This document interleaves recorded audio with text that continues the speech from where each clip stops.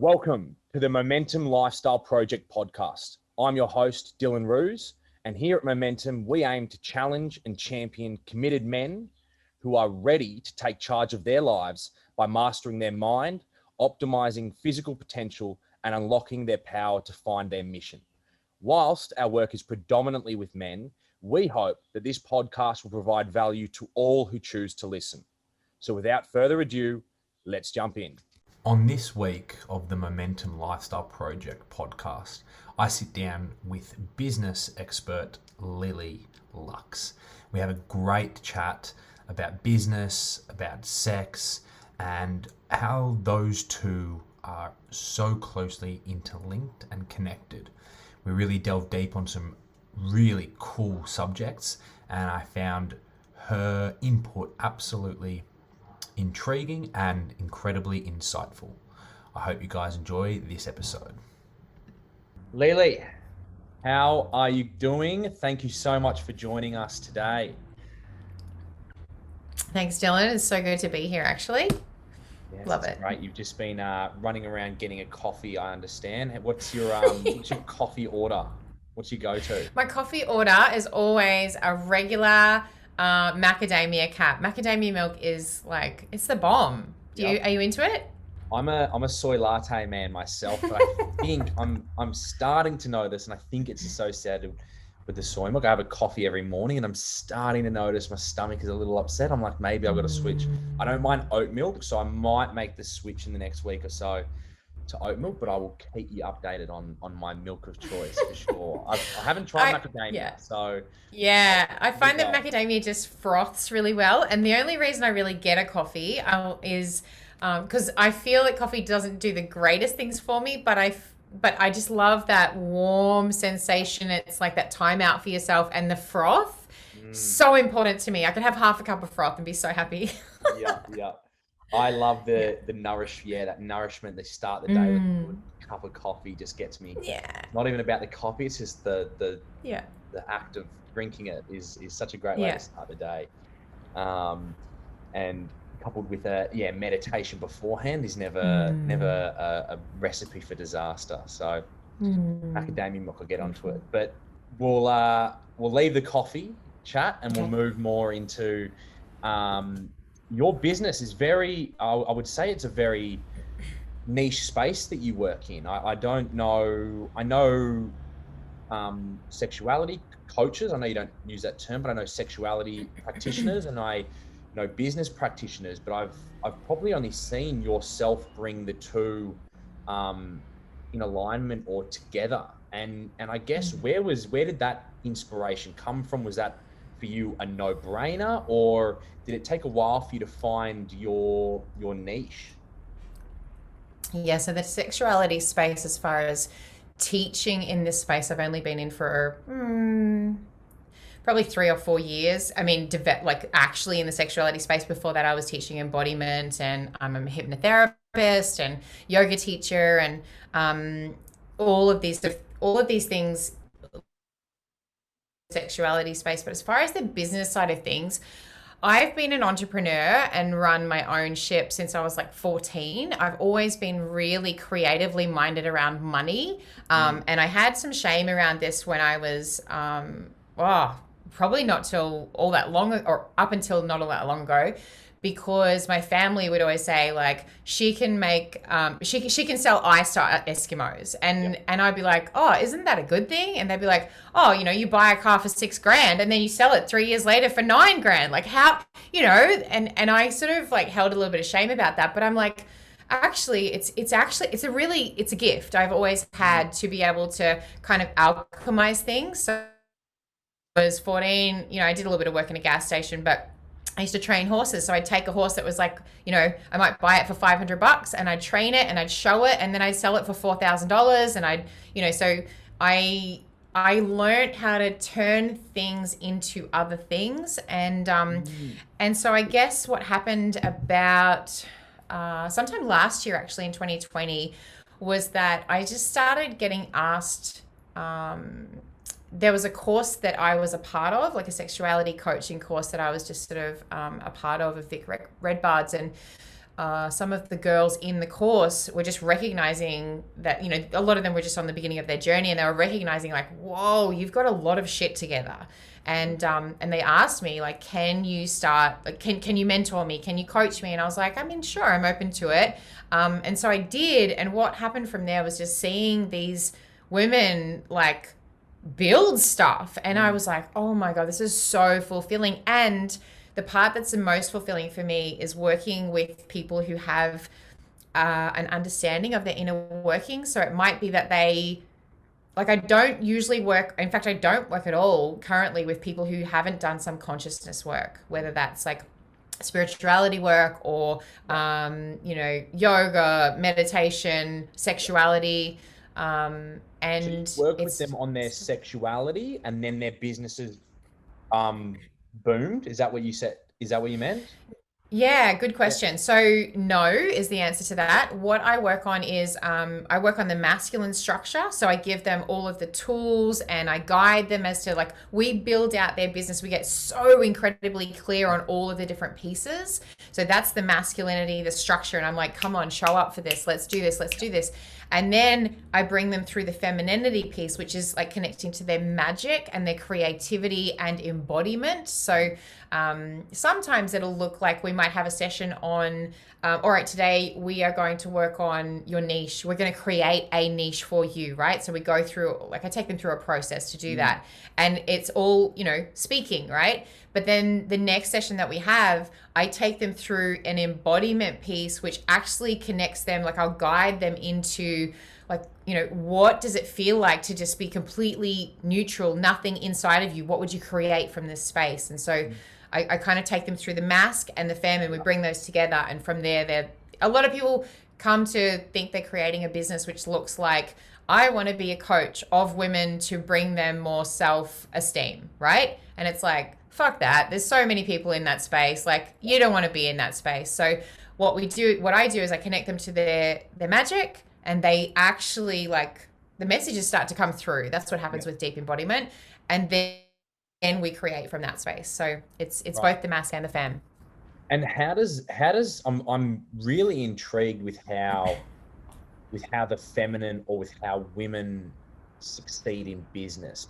Coming from a place of, my belief is that men in their masculine tend to be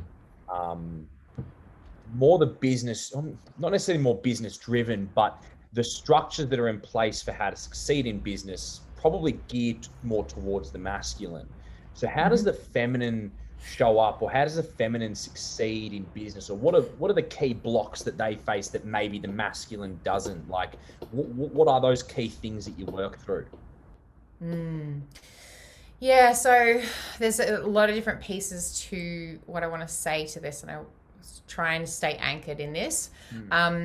Firstly, what comes up for me is there's actually a lot of blocks for men in business, and I want to start with those. You know, and when I say men, I am overgeneralizing that we're talking about a masculine man, a man that's, you know, been taught to, like, get over it, get on with it, you know, move forward, don't be emotional, blah, blah, blah. So when a man is in business in that shadow aspect of the masculine, where he's not open to emotionality and the magic and connecting to his body, etc., then he can't feel, right? Or you know, to a certain extent, he's not feeling. He's not able to read what his clients are bringing to him. He's not able to sort of, like, read between the lines, see underneath the cover as such. He's just looking at the outside of the... From his intuition as well, which can actually be a great source of inspiration and help when building a business. Right? Yeah. Totally. And so when it comes to women, a lot of the women who... it's really interesting as I unpack this in my mind, because I work with such a vast arrangement. You know, I work with men on certain areas and I work with women on certain areas. Let's go to a generalization of the women that I work with around business, for example. They tend to have, they tend to also be in the shadow masculine. So they're like really a doer, get a lot of shit done. They're always in their mind. But then they get burnt out and they feel lost and they don't feel connected to themselves. And they're also, most of them are trying to teach connection to other people. So, we have these beautiful, open, vulnerable chats, and you would know what this is like as a coach. Like, you can coach something, but it's essentially you're still going through that stuff yourself. So there's days where you're just like, I'm trying to teach you how to be, in your healthy mask, and on the inside you're like hating on yourself. You're like, fuck this, I hate you, blah blah blah.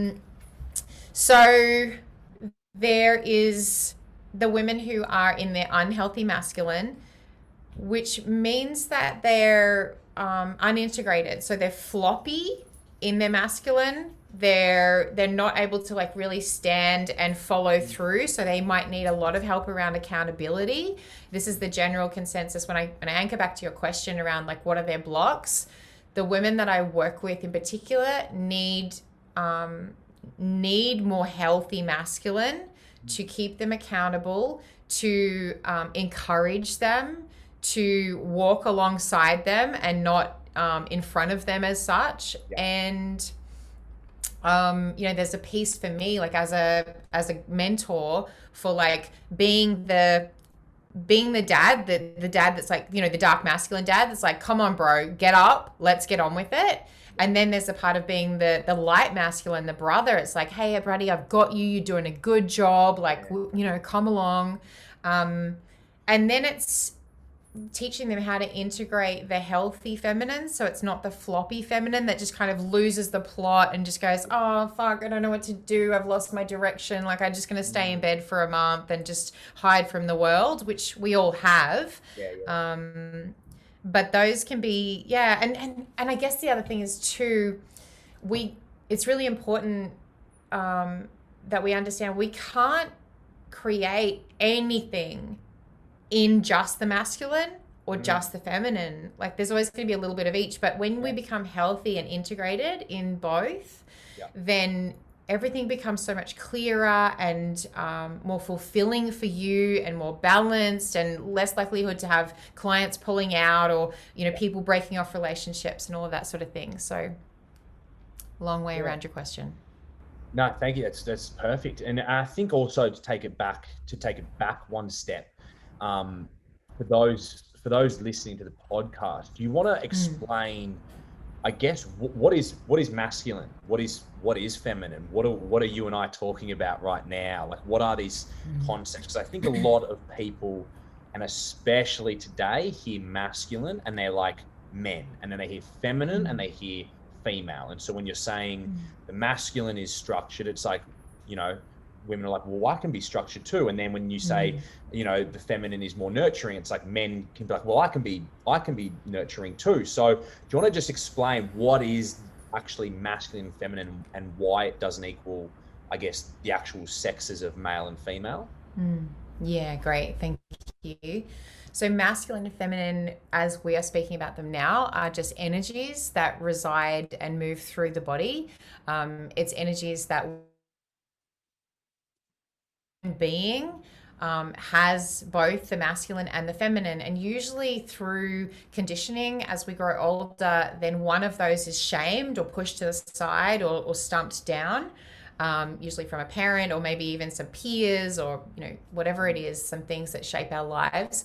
And so the masculine as such is the traits of a healthy masculine is, I'd like to explain it as though a pole or a pillar in the center of a house. Yep. And so it holds the structure. It's not movable. So the masculine in his, and I say him, but he's inside of all gendered bodies. Yep. Then the masculine in his healthiness, in his power, comes from love, as does the feminine. In the healthiness, they always come from love.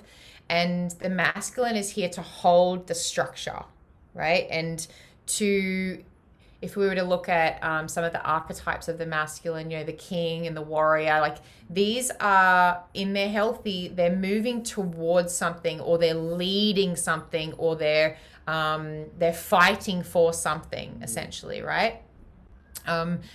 And the feminine is the almost, what's coming to mind is like the flames of a fire that kind of lick and dance and move around. The feminine is another word is chaotic, although chaotic seems like a little bit of a negative connotation, but there's this, for me, is a beautiful chaos in the sense that she's connected to intuition, and sometimes intuition says yes and then it'll say no, and then it'll take me over here and do that. And as we all know, and this is like part of why the feminine is used in so many advertisements for everything, it's just like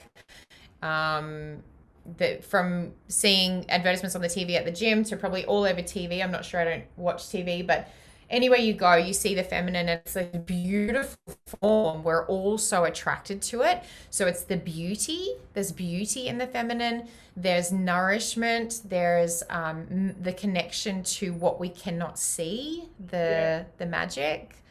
And that's like chaos. And so chaos, the unknown, isn't it? Like when I think of chaos and two sides to the coin, you've got the chaos and order. And as you kind of spoke about with the masculine's kind of like the order, and the feminine is the chaos, and it's the unknown. We're all born from the feminine, and before we're born, it's unknown, right? And so it's such a cool way of looking at it. And I love that you use that word, because I'm actually at the start of Jordan Peterson's book at the moment, and he talks about being, and then he breaks it off into chaos and order. And chaos and order is traditionally, the masculine is order and the feminine is chaos. But the way he talks about it is, and the way you're talking about it is, like, it's not like we think of chaos as like chaotic, but chaos can be like this beautiful flow of energy and the unknown, and the feminine really does work in that. And you touched on intuition too. So sorry to break you off. Please continue. Yeah, that's fine. Another piece is that one needs the other to really like have what they need for life and to really come from love. So it's like the yin and yang, the masc and femme go together. So the masculine without the feminine, he's not being fed the messages of the universe. He's not deeply connected to like the magic, essentially is what I call it. And what this looks like in a relationship is that the man, as such, if he's going to be the masculine, doesn't matter if you're in a same-sex relationship or the woman's holding the masc, whoever's holding the masculine is they're standing and moving towards their thing, their purpose. And the feminine comes in and goes, hey, what about if we did it this way? Like, what do you think about this idea? And imagine if you brought this into it. And he goes, that would make my quest so much easier. Like, yes. And so he can move forward in this way that the magic is kind of being whispered to him from the feminine. And she's also... the feminine is nourishing and encouraging him and being like, I love you. And that's what feeds the masculine to be in his strong expression, so that he can go to war for months on end, and he can just be like, like I've got that support from the feminine. And the feminine, she feeds or feeds sounds kind of dodgy, but she flourishes from the masculine holding presence, like being there, holding the container. So, it's sort of like if she loses herself, he goes, hey, come back. This is where we're at. We're going to anchor you back down. And she goes, oh my God, that feels so safe. Thank you so much. And then she becomes more magic. So in a relationship, for example, if I don't feel like my partner has, if I feel like my partner hasn't necessarily got himself, or he doesn't have me, essentially, it's not his job to have me, but if I feel like he's a little bit shaky, then I don't show my full expression, because I feel like if I go into my full feminine and he's not holding and strong and able to, then it's like, it's unsafe. Like I could be, I could lose myself in that. So, and I think it's really important to let people know that's the healthy versions, and we could go into the shadow of those. Like we could talk all day about this, but it's what we want is the integration of the healthy of the masculine and the feminine. Yeah. And in the light and the dark aspects, not the healthy and the unhealthy, but the light and the dark aspects in their healthy expression. The integration means that again, I go to a relationship that I can move with my partner between holding him in his vulnerability. Like I can hold the mask to some extent, you know, I hold both, but I'm pretty feminine.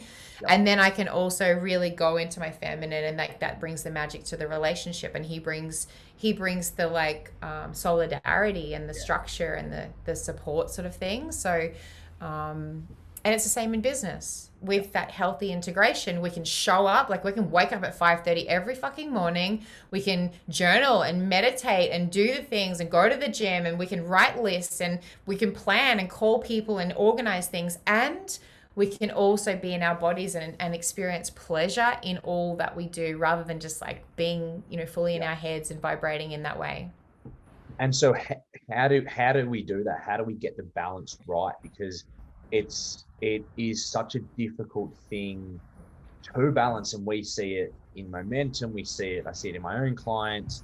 And I see it with a lot of female friends that I have that are like really driven, and it's awesome to see, and they're doing these things, and then they do hit that burnout, and then they kind of retreat for a little while. They look after themselves, they come back, they go, and then they burn out again. It's like, how do you actually manage the 5:30, meditate, journal, goals, kick ass, and then is it about nourishing the feminine on a daily basis so that you don't get burned out? What's the key there? That's a great question. I think what's alive for me in this is really firstly working on how to feel the body. A lot of us have disconnected so much from the body because there's emotions stored in the body, there's pain stored in the body, there's tension stored in the body, there's like body shame stored in the body. And so, but if we can come back to being able to feel the body, we can come back to what we actually need. And this is the part where embodiment is so important, or so beneficial, I should say. It brings us back into, and when I say embodiment, I mean just taking time to breathe, sound, move, and touch yourself, maybe be witnessed or witness yourself in the mirror, and just connecting to the nothingness. Like it doesn't have to look a certain way. There's no linear, there's no rules, there's nothing really set out around it. Is just like coming back to feeling the body. And fuck, like I feel really tired today. Whoa, I didn't realize how tired I was. Like for me yesterday, for example, I'll bring myself into this. I woke up and I just snoozed. I just kept pressing snooze, and I missed my PT session. Like I had a PT, I didn't show up for it. I totally bummed out on what day it was. I've sort of had like most of the month off with my partner who's just returned from Antarctica, and that kind of got me off on the wrong foot. And then I noticed that like I was being short with the kids because I was so disappointed in myself. Like I have that awareness that I was just like, you know, they'd like, oh, I want this. And I'm like, you know, like, how do you talk to me like that? I give you so much. That was a process in my head. But then when they had gotten to school and I was like, I've got to see clients today, I have to show up in an integrated way that isn't like this. I felt so gross inside. So I just went and connected to myself and breathed and moved, and it didn't need to look like anything. Just listen to some music. And then it's like, it doesn't make sense to my logical mind, but anytime I go into this nothingness and just allow it to be whatever it is, it shifts. Whatever's there, all it's asking for is presence. It's like a little kid that goes, hey, dad, excuse me, dad, hey, dad. And you're like, shh, shh, shh, shh, shh. And you keep pushing it away, and he just keeps coming back for more, right? But at the moment you go, yes, son, what can I do? And he's like, I just want you to watch me for a second. And you watch him, and then off he goes. Like he just goes. So it's the same with these clunky, gross feelings. Embodiment is the key to transmuting those through our system. So we feel like shit, and we don't have to stay feeling like shit. We can be with ourselves and let it move. So that's essentially. I love that answer. And how can men support their partners? You know, obviously here at Momentum, we do a lot of work with men. How can men who maybe are struggling with navigating a relationship where their partner is working, right? And they grew up, maybe their parents, they had a stay-at-home mom and a dad that worked, and now, you know, the landscape's shifted quite a lot in the last 20, 30 years. What can men do to support their partners more through building a business either together or separately, or seeing their wife or partner really thriving, but then when they struggle, what can we do to support?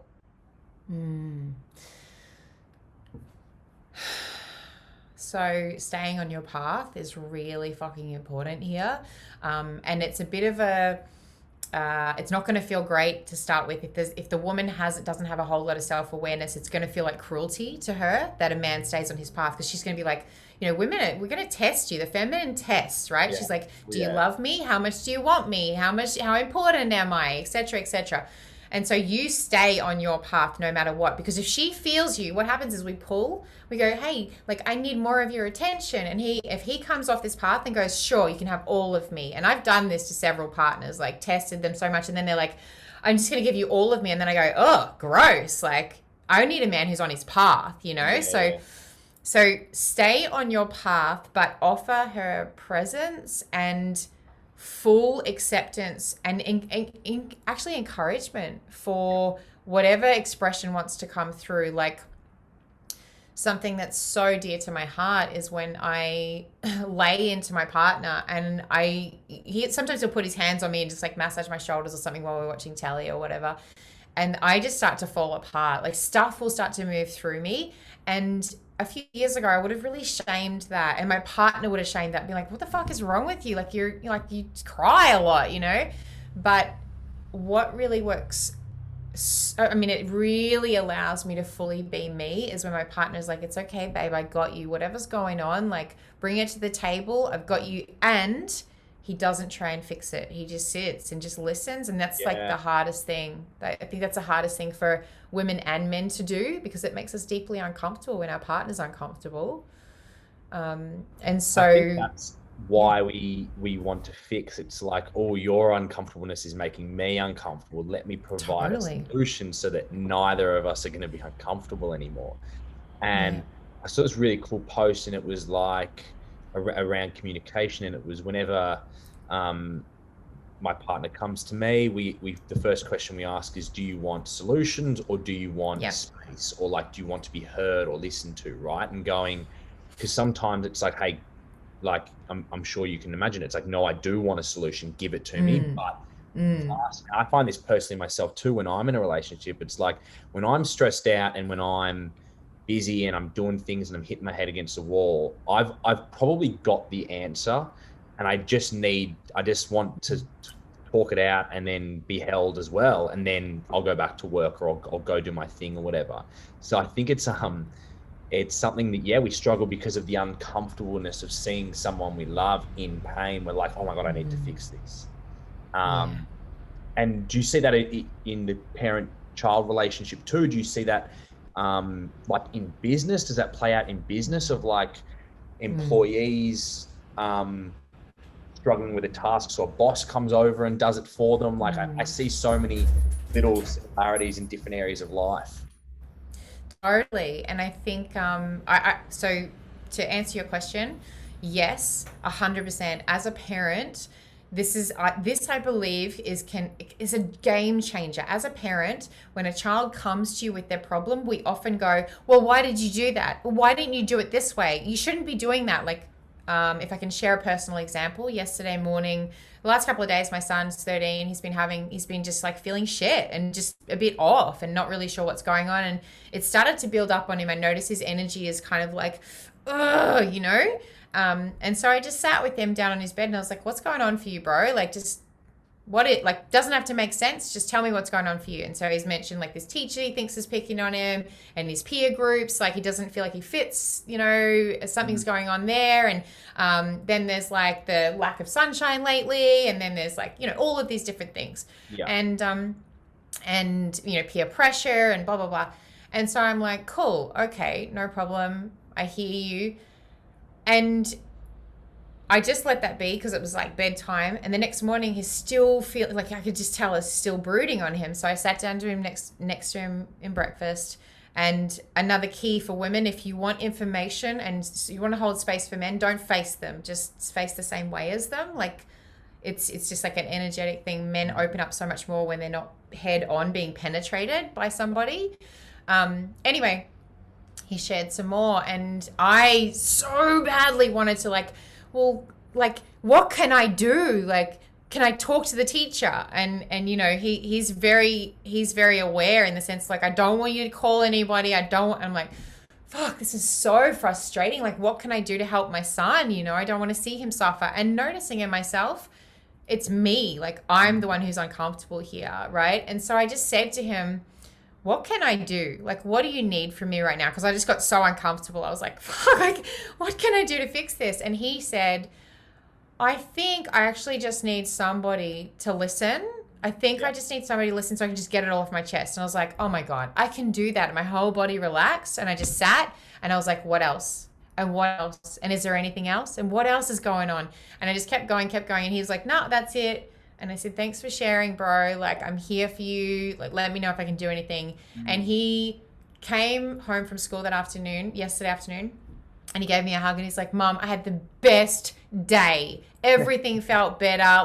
Thank you so much. You always listen to me, and you never try and make me wrong or fix things if I don't ask you to fix them. And so that I think is the game changer for parents. When kids come to you with something, it's like, okay, what would you like me to do with this? Would you like me to hold you and just listen? Would you like me to sit here? Would you like me to fix it? What can we do here? And it's the same in business. For me as a coach, as a mentor, often I will notice, not often, but sometimes I will notice that clients aren't getting necessarily, they're not catapulting forward with all the information I need from them to create their niche and get their strategy and get their messaging across. So I'm like, fuck, they're not moving at the pace I want them to move at. And so in my head, I'm like, oh God, is it working for them? Because I'm feeling like I want to make sure I'm getting the biggest results for them. So my results look like this.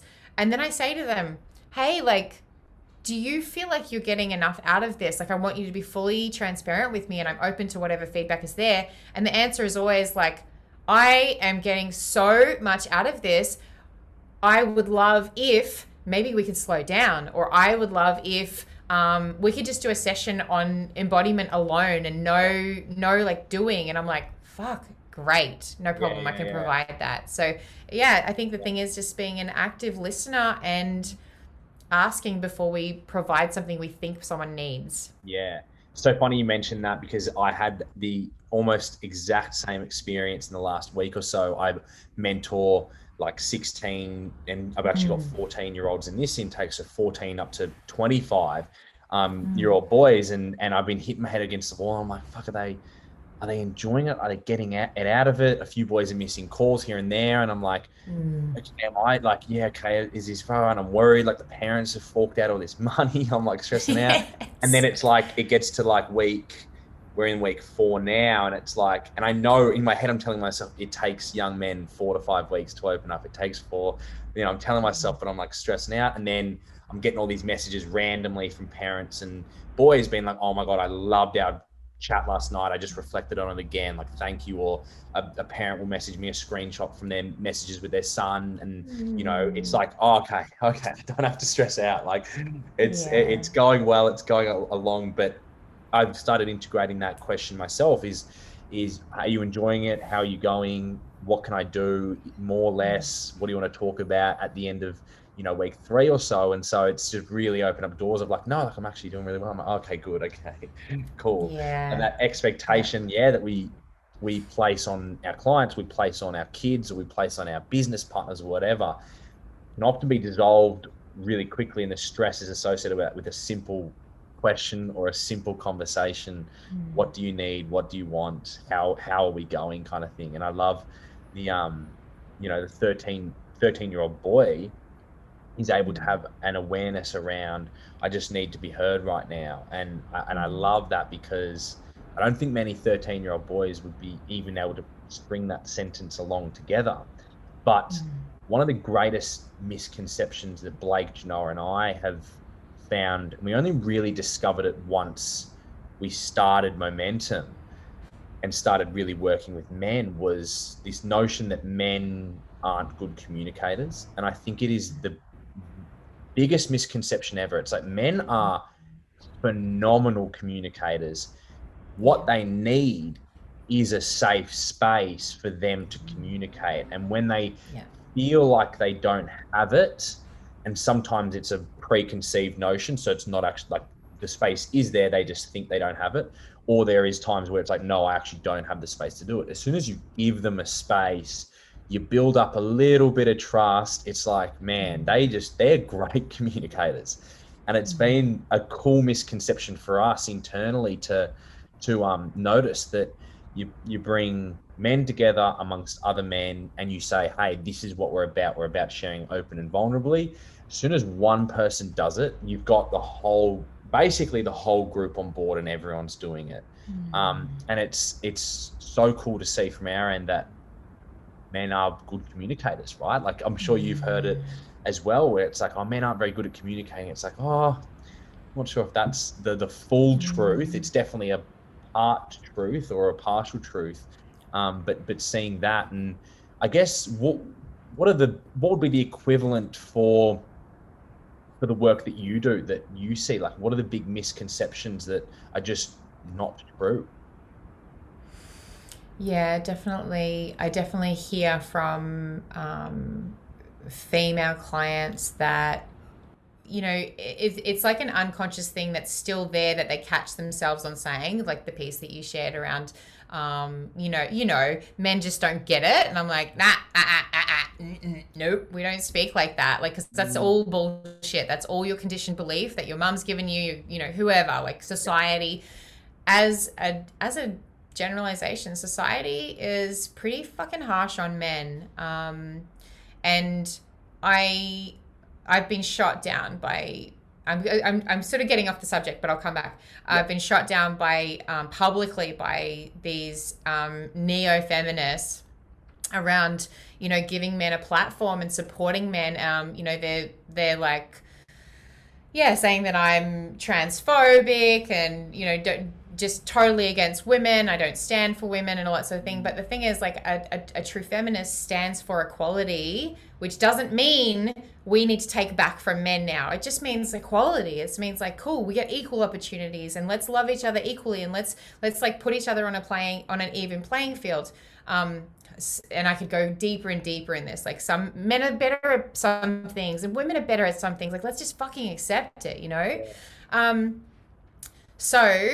And now I need you to anchor me back, please. What was the I'll bring you back. What are the misconceptions that you see like within working with your business or within your clients that are just certainly not true? Maybe it's probably, around the sexuality space or something like that, I'd imagine. Yeah, great. Through these events I run called Enlightened in the Bedroom in Sydney and Newcastle, a lot of misconception comes around that people aren't normal. Like, the question we get asked most at those events is when people feel to share at the end, people get really comfortable and they're like, oh, like, this is going on in my life. And they might put their hand up in the audience and just sort of share something. And like, they're always like, people always hold a sense that I'm not normal. And I would celebrate that. I always celebrate somebody who's not normal, because normal has become so fucking blah, the norm has become somebody who goes to their 9 to 5, hates their fucking life, is in an unhappy marriage. Like, society and movies and all of this bullshit sort of conditions, like, this is the norm, right? So, and they're having like almost no sex probably. If not, it's just only in the bedroom. We only do it in a certain way. It's like, anyone who talks about anal is like, oh my God, it's so edgy. Like, any woman who does anal is a slut, There's like all these kind of misconceptions inside of sexuality. So there's the piece around anyone who's outside of the box essentially is not normal, which they're not, but I would celebrate that. I would really celebrate the not normalness. And then the men who come in outside of the box now, I've found. I mean, in our worlds, but there's like, I can't remember who it was the other day I was listening to, and they were just like, they abolished the box. So like, the box doesn't even fucking exist anymore. Like, there's no such thing as a box in my life. And I get really inspired by that because I felt for such a long time, almost all of my life up until I was like 30, I don't fit. Like I'm not like all the other pegs, you know? Like I'm a little bit different. I fit in this world, but I also fit in that world, and these people don't fit in that world. And so, um, yeah, like when we were speaking before, I shared before we started, I shared like one of my main values is it's freedom of expression and freedom of communication and liberation from the chains that we put on ourselves, right? The boxes that we put on ourselves.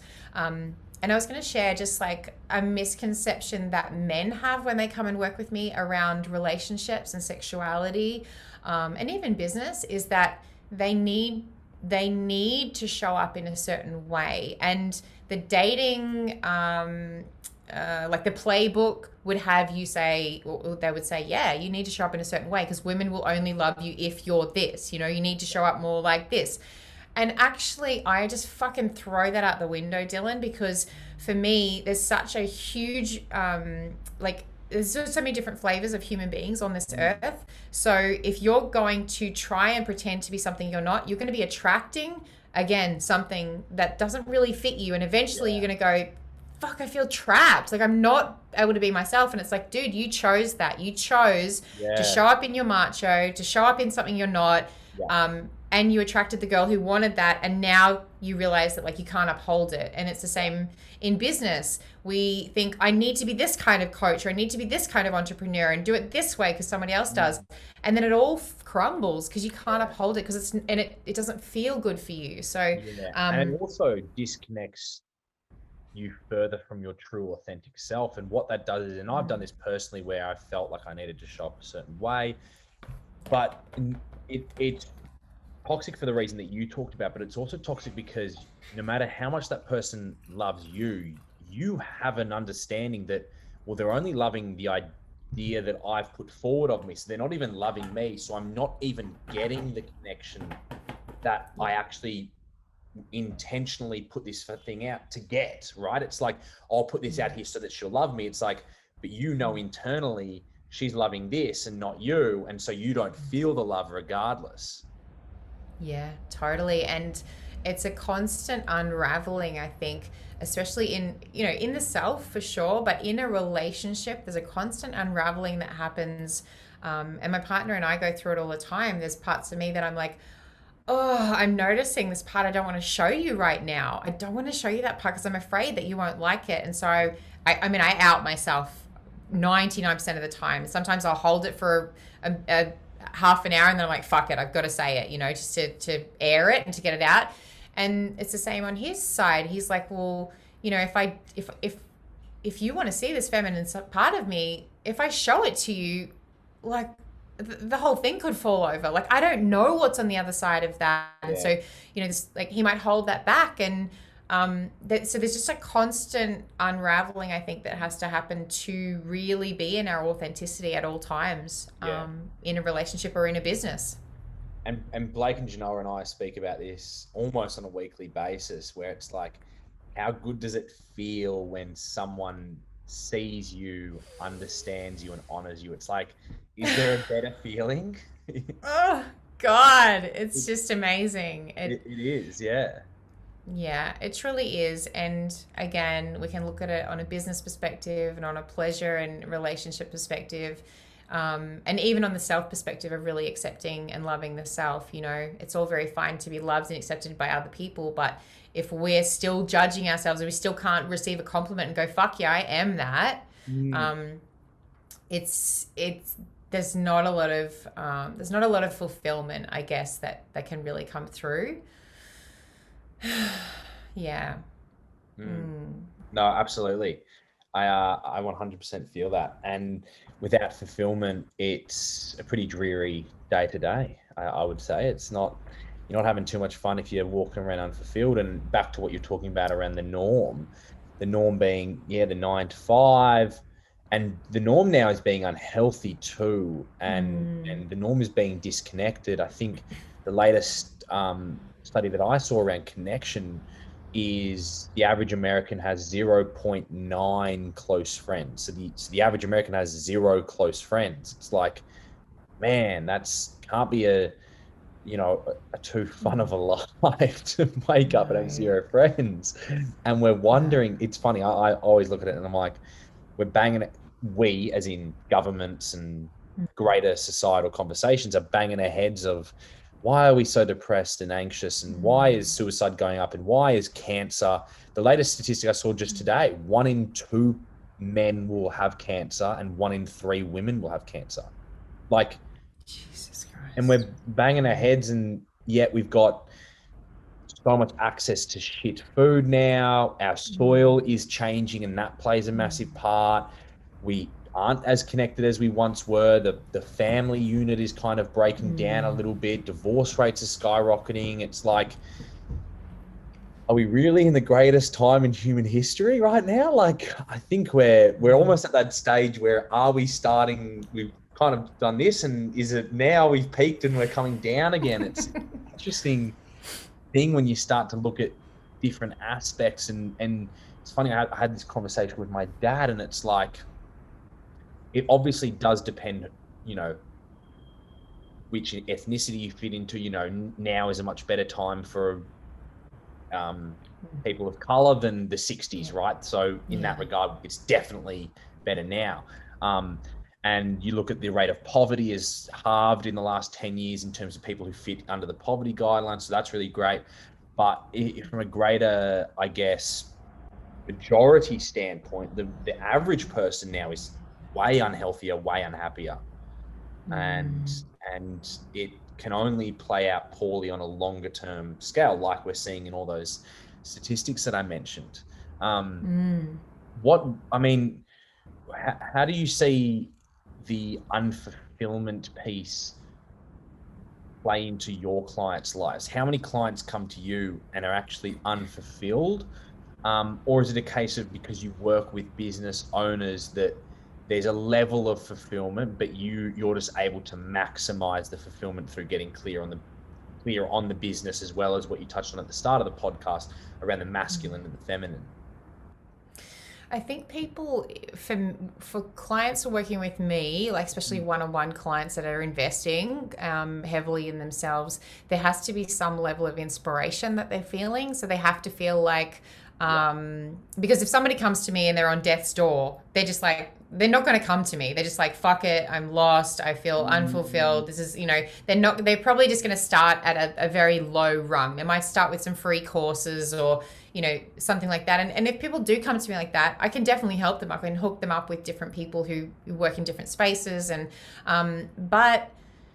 so by the time they come to me, they usually have some sort of inspiration, and they're feeling like they want to make a difference in the world. So I would say there's some level of fulfillment, although some of the men I'm working with currently at the moment, they have come to me, not so much for this particular man I'm talking about, not for a business perspective, but on the personal perspective of like, if I don't get help with my lack of ability to control my emotions, or to connect to my emotions, or understand my emotions, I'm gonna fucking kill myself.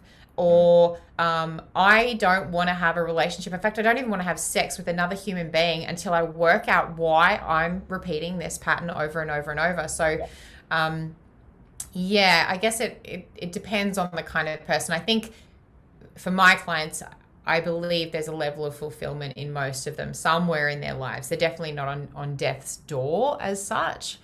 But it's a really beautiful thing that's one of the things that I believe I'm really good at, is inspiring people. It's like through the piece where I support people, I call them on their shit, and I'm like I love you, and that's all bullshit that you just shared about yourself, or and I'm going to connect you with this resource and this person, and we're going to do these exercises. And so I very quickly bring a lot of inspiration to people, whether it's like inspiration that like, fuck, I can see the light at the end of the tunnel with my business. Wow. Like you've laid it out, and it looks like just follow the steps, and what? So we just follow a recipe and it works. It's like, yeah, dude, that's how it works. And the same with helping men to move through their emotions and to understand their inner feminine and the outer feminine better as well. It is inspiring work, as you know. Yeah. Absolutely, it is. And so, where are men disconnected most? Excuse me. Where are men disconnected most sexually?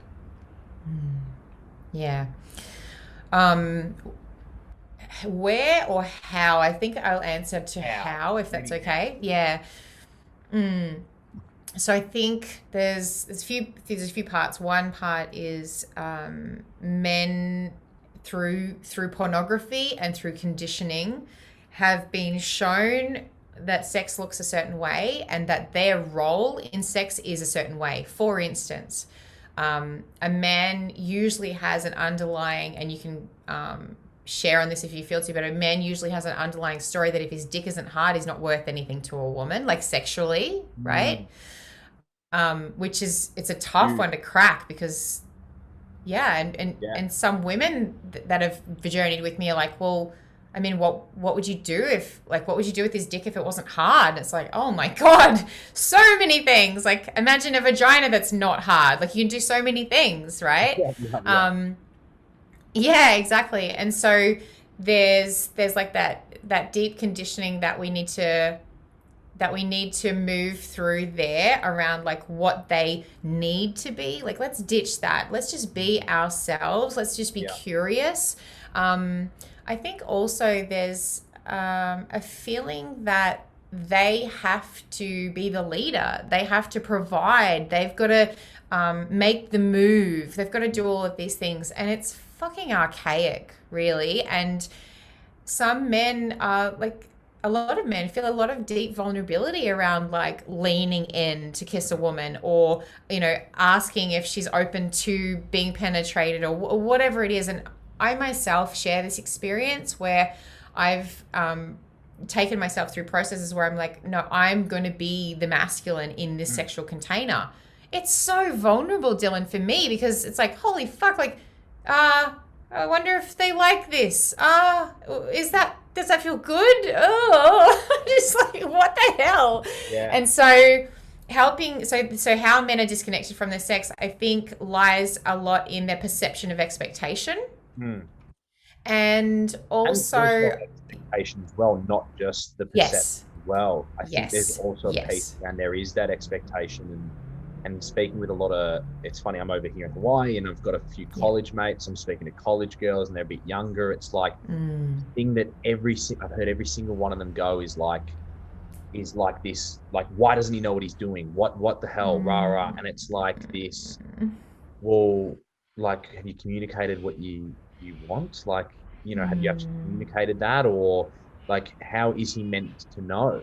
Like, every woman is so different, just like every man is so different. It's like, even if you have a girlfriend for 2 years and then you go out into the dating world and you think you know everything, it's like, no, you could know nothing.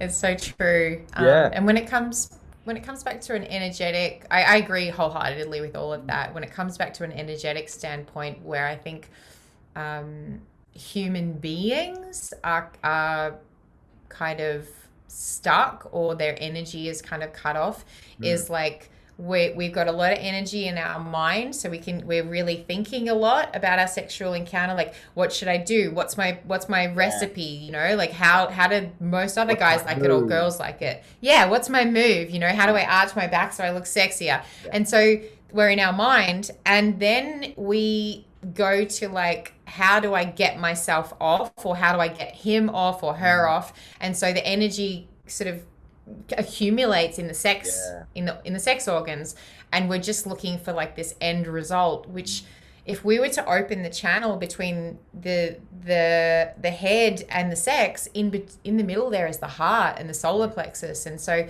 if we can really be with those parts of our bodies, we stop looking for the end and we start being with what's inside of like that moment, you know.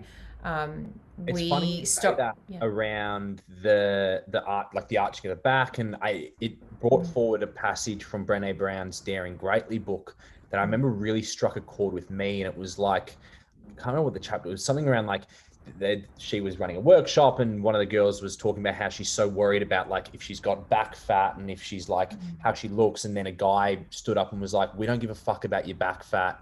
We're worried about whether or not we're worthy to be here, and that's what we're thinking about during sex. And it's like, are we worthy enough for this? Like, how am I going? Is everything okay? Am I performing well? All this sort of stuff. And it was stuck. I was like fucking spot on. And I think even, and there definitely 100% be exceptions to the rule, but even in the most unhealthy masculine sexual practice where you're sleeping around a lot, right?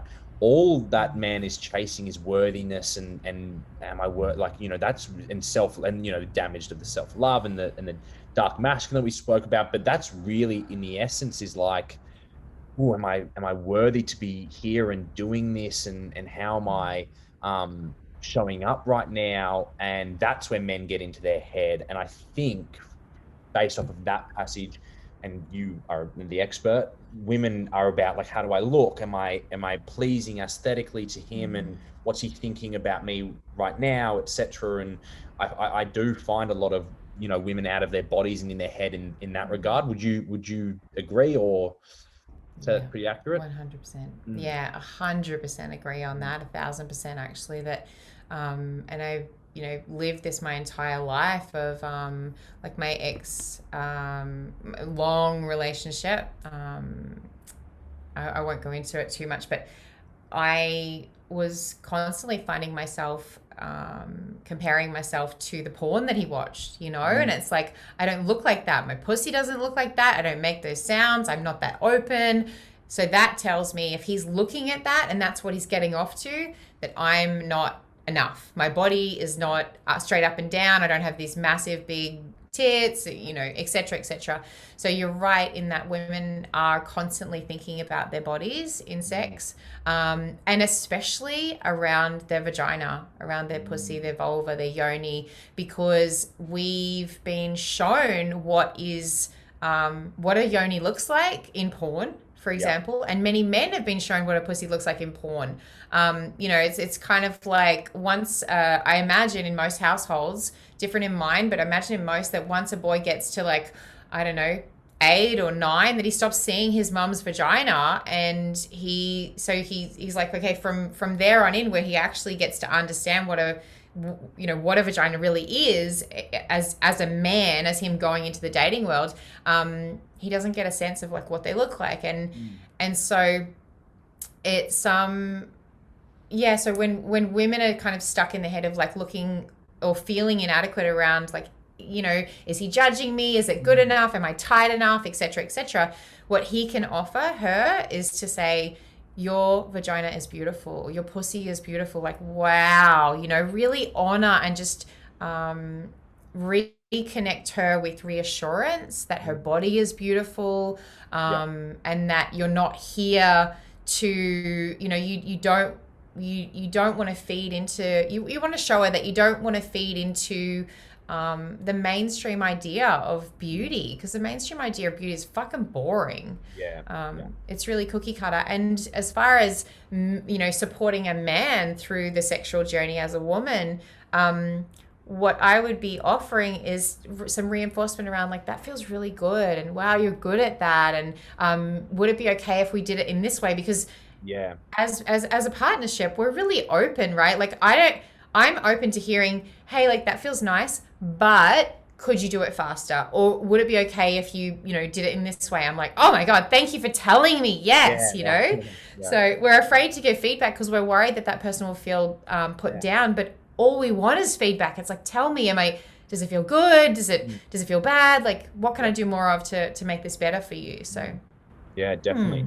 And back to that first point you made around men needing to be erect, or men needing to show up in the bedroom to perform, is massive. Like as soon as you said that, I was like, oh yeah, that's massive. Like as soon as I start to get myself in my head, then it's like, oh my God, you know, and it's lights out. And then it's like, and it's just like, and I honestly like don't experience shame anywhere else in my life. I would say that's the one area I haven't cracked, and I've been aware of it for a couple of years, but that would be the one area where it's like, yeah, that I don't experience shame anywhere else. But that, you like, if that happens to me, I'm rocked for like 24 hours, and I just feel like a little to put it bluntly, I feel like a little girl. I'm like, I'm not a man. I'm not even a boy. I'm gender neutral or whatever. I'm just not a man right now. And there's so much shame around that.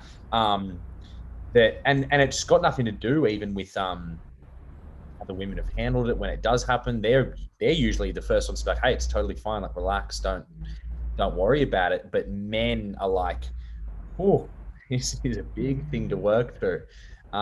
What is it? Why the shame? Why does it affect me for 24 hours? Why does it affect men for so long? Why is it all weaved together like that?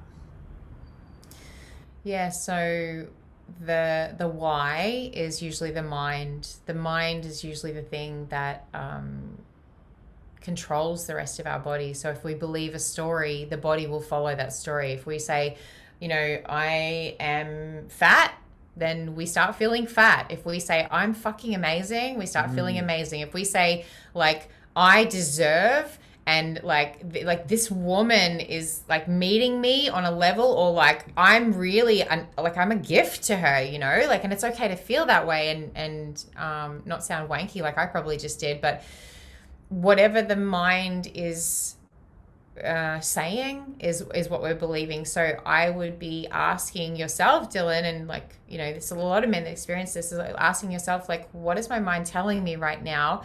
And the reason we have shame around this is because where do you ever see or hear that a soft cock is okay? Like where?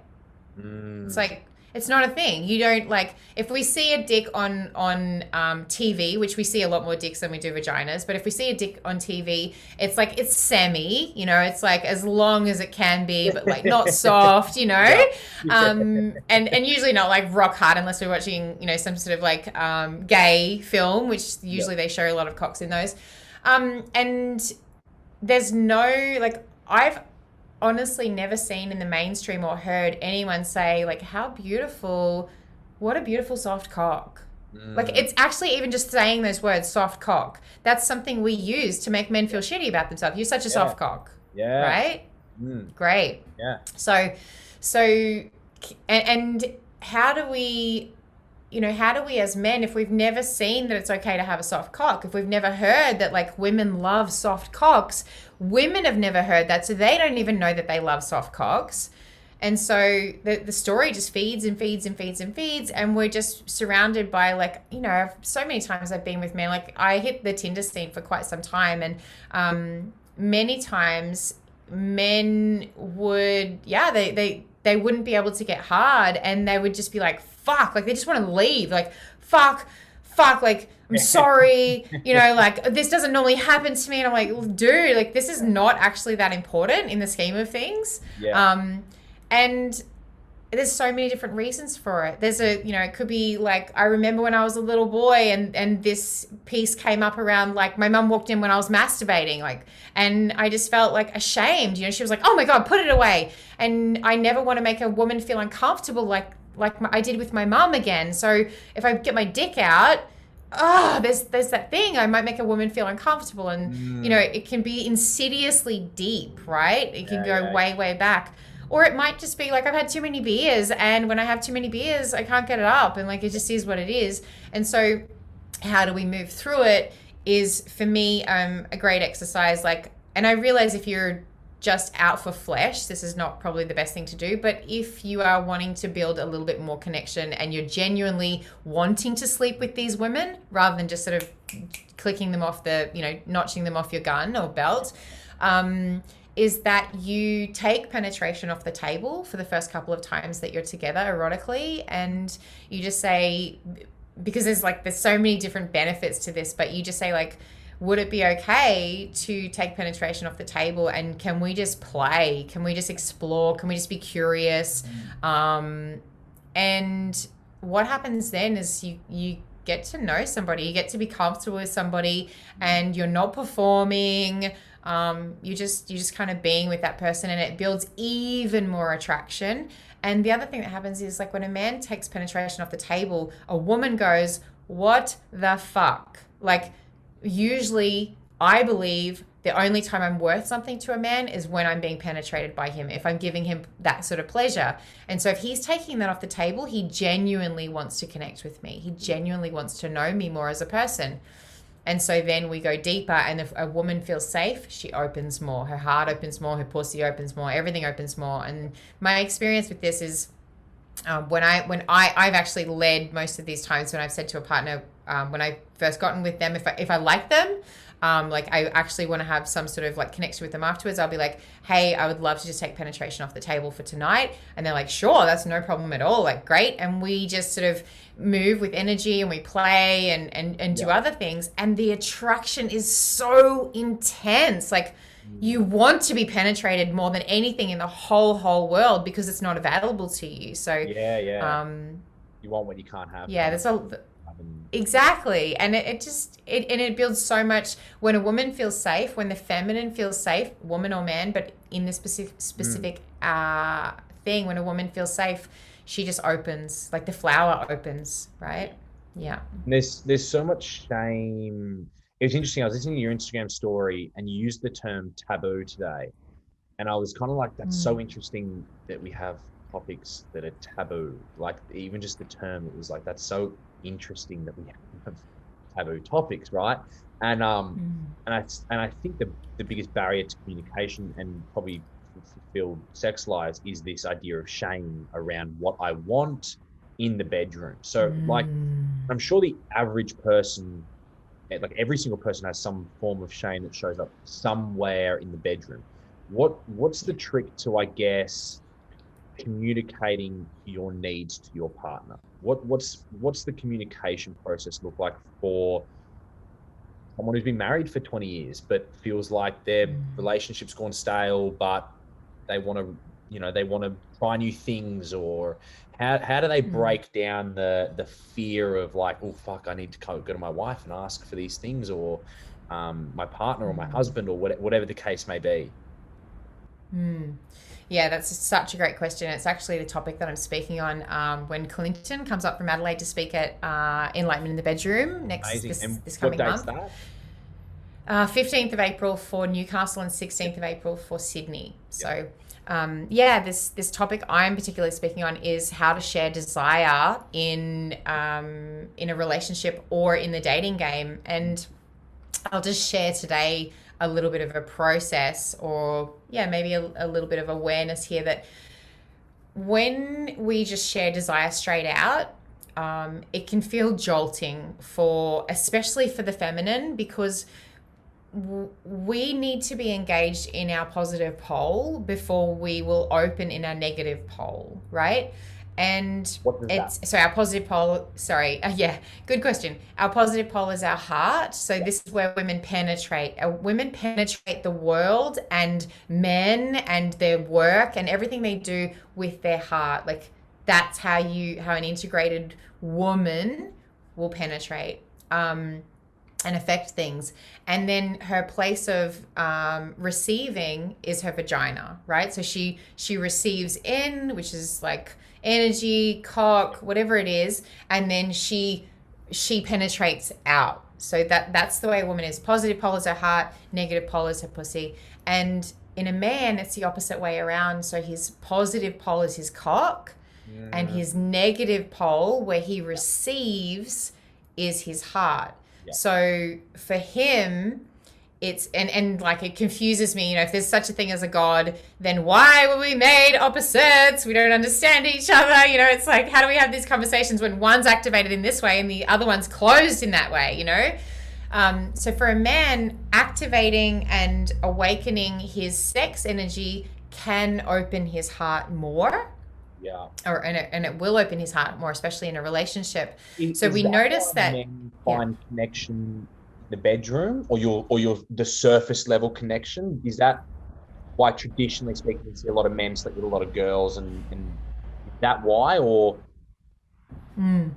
Well, men are usually looking for connection. They're looking for a place to feel safe and loved. They're looking for the feminine to love them. And so we go around trying to like stick our pen into, or stick our feather into all of these different ink pots and be like, fuck, like I don't have this feminine inside of myself. And I don't have my mum anymore. So it's like, where the fuck do I find this feeling that I once had as a boy of being fully loved? And so off I go and I look for it and I look for it and I look for it and I look for it.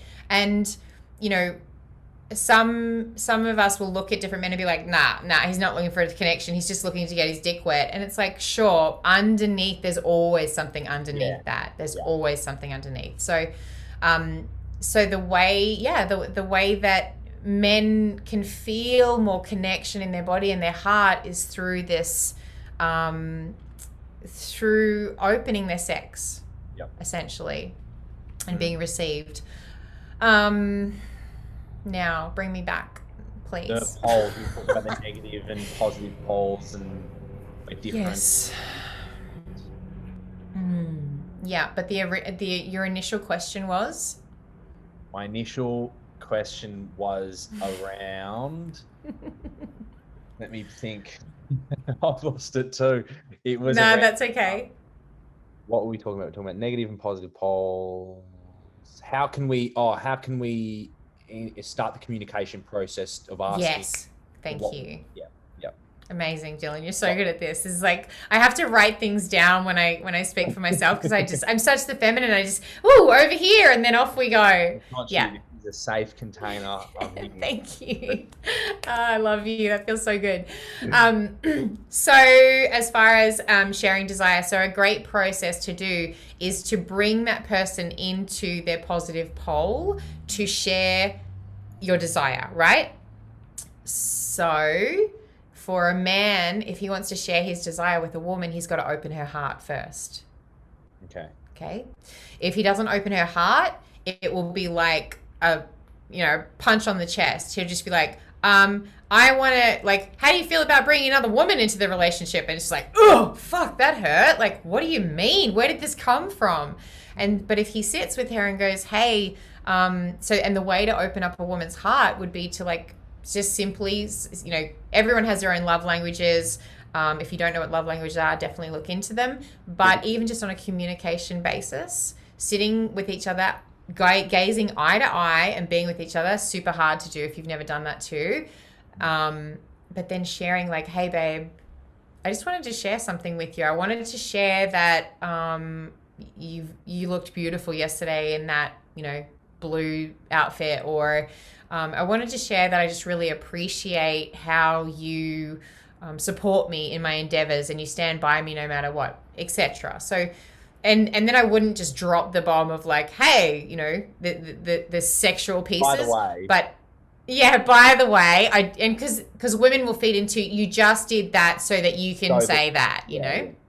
Yeah, we're always trying to prove it. But if you just bring this into a daily thing of like sharing gratitudes with your partner every single day. So for me, when I lay down in bed with my partner on the days that we're together, I make sure that, like, what am I grateful for in this man today? And I look into his eyes and I just say, hey, like, that thing you did today, or the way that I feel around you today, or, whatever it is, I share that. I'm always bringing us back into gratitude for each other. And so doing that with your woman on a daily basis will make her more open to knowing that you've got her. Like, she needs to know that, like, you're in this with her, and that your desire doesn't mean anything about her. Like, the fact that you want to, I don't know what people's desires are going to be, but say if you've never done anal and he's like, I really want to do anal with you, it's like, I want you to feel safe and I love you, and it's just a desire I have. It doesn't mean your vagina isn't good enough. It doesn't mean, whatever. Yeah. And on the other side of the scale, it's much easier for a woman to share her desires with men, because men are just so open to it, because the desires hit the sex, right? It's like, if we're talking about sexual desires, the desires hit the sex, and his sex is like, fuck yeah, like, cool. Or, I mean, it could bring up stuff, like it could bring up, for instance, I want to have an experience with two men, and you're in a relationship with a man who's like, oh my God, that doesn't feel good for me. So it's like, how can I make him feel safe as well? How can I, and let him know that my desires are just a thing, and I'm so deeply connected to you still that, it's not going to take me away from you. So it's creating safety, whatever that person needs to feel safe, and knowing your partner is so important, staying curious and getting to know them deeper, and like what makes them feel safe, what brings them into their heart, etc., etc. And then sharing your desires. And as far as initially dating people and sharing your desires, I think it's just really important to be truthful to who you are. You know, and I like, fuck, even to go like, our society is so fucked up in this sense, or not the society, but like, you know, imagine the government putting out an app for consent. Like, excuse me, can you please tick here that, you know, you've given me consent? Oh my God, it just makes me feel so ill.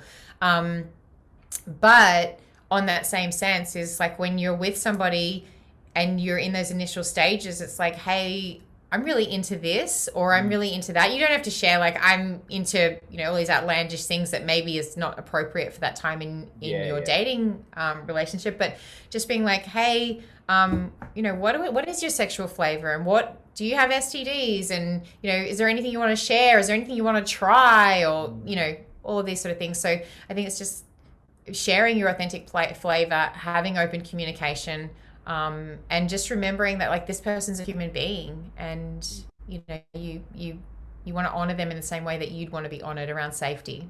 Yeah. I think that is a beautiful place to finish up. Great. Thank you so much. Thank you for your time. I will link all your stuff in the notes in the description of the podcast. Where can people reach you if they want to work with you professionally? Your website, or is Instagram your best modality to reach out to? Yeah, I think just the link in my bio on Instagram will take people to like my events and my website, and you know, all sorts of different things. It's currently just coming into April, and we're just doing a changeover from what was zoeswain.com, which was my name before, and then we're moving over to leliiluxe.com.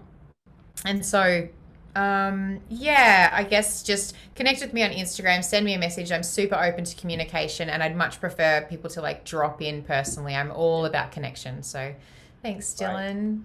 Thank you so much. And we'll have to do this again sometime soon. Yeah, I'd love that. Amazing.